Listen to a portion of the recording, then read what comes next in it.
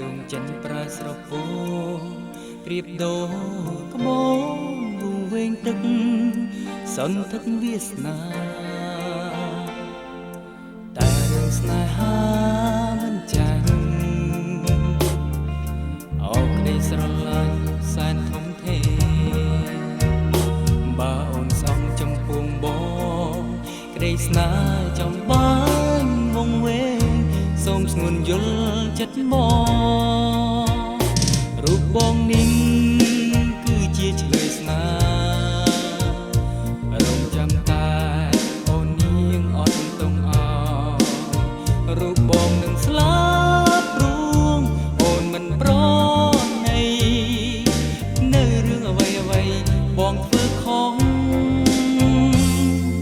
សូមឲ្យអូនព្រមជឿចិត្ត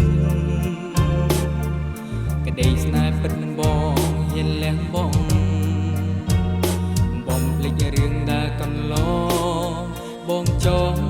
ចាំកាលថ្មីនឹងរីក្រោយភ្លៀ